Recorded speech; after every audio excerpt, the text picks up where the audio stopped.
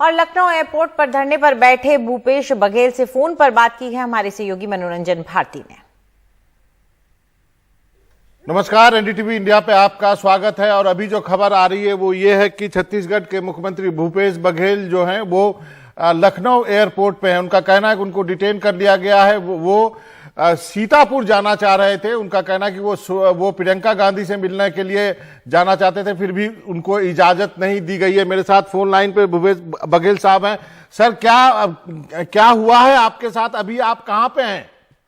मैं तो दिल्ली से सुबह 12:20 के फ्लाइट से निकला और 1:30 बजे के आसपास यहाँ पहुंच गया हूँ। और जैसे मैं मुझे घेर के प्लेन से उतारा गया और एक जो यात्री बस है उसमें चढ़ाया गया। केवल जो मेरे साथ सुरक्षा अधिकारी आए थे उन्हीं को उस बस में आने दिया गया। पहली बार ऐसा हुआ है कि किसी मुख्यमंत्री को प्रोटोकॉल के तहत जो कार लगाई जाती थी वो भी नहीं लगाया गया, बस में लाया गया। मुझे उसी समय समझ आ गया कि मुझे गिरफ्तार करेंगे। और जैसे मैं एंट्रेंस में यहाँ पहुंचा तत्काल मुझे कहा गया कि आप बाहर नहीं जा सकते। और तो फिर जब बाहर जा ही नहीं सकता तो फिर मैं यही धरने में फर्श में बैठा हुआ हूँ, जमीन पे बैठा हुआ हूँ।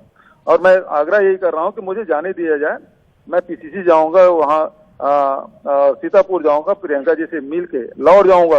लखीमपुर में 144 धारा लगी हुई है तो वहां नहीं जाने देना चाहते, कोई बात नहीं, लेकिन जब धारा समाप्त हो जाएगी तब जाएंगे। लेकिन अभी तो मुझे कम से कम अपने नेता से मिलने दिया जाए। तो उसमें भी इन लोगों को रोक लगा दी है। तो आपका मैं यहाँ बैठा। आपका कहना है सर कि आपने कहा उनको कि आप लखीमपुर खीरी नहीं जाना चाहते हैं, आप सीतापुर जाना चाहते हैं प्रियंका गांधी से मिलने के लिए, फिर भी आपको इजाजत नहीं है एयरपोर्ट से बाहर निकलने की। हाँ, इनका कहना है कि लखनऊ में 144 धारा लगा हुआ है। तो लखनऊ में 144 धारा लगा हुआ है तो प्रधानमंत्री कार्यक्रम कैसे हो गया? और मुझे क्यों सीतापुर जाने नहीं दिया जा रहा? मैं अपने नेता से भी नहीं मिल सकता। बेहद दुर्भाग्यजनक।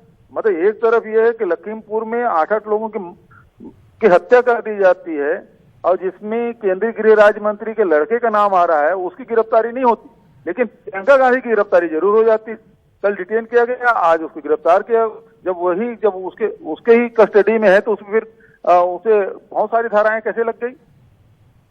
उनको गिरफ्तार नहीं कर रहे हैं जो अपराधी हैं, लेकिन जो दुख बांटना चाहते हैं, जो आंसू पूछना चाहते हैं, जो न्याय की बात करना चाहते हैं, उसको न्याय मिले, इसके लिए जो जाना चाहते हैं उसको रोका जा रहा है।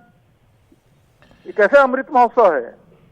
ये आजादी का अमृत महोत्सव मना रहे हैं और किसानों की हत्या हो रही है इस राज्य में और नेताओं को गिरफ्तारियां हो रही है और जो अपराधी वो खुलेआम घूम रहे हैं। मेरा आपसे बघेल साहब एक सवाल है। आप भी मुख्यमंत्री हैं, आपके स्टेट में भी कोई मुख्यमंत्री जाता है, फिर क्या कोई प्रोटोकॉल तो होता होगा ना कि मुख्यमंत्रियों के साथ कैसे डील किया जाना चाहिए?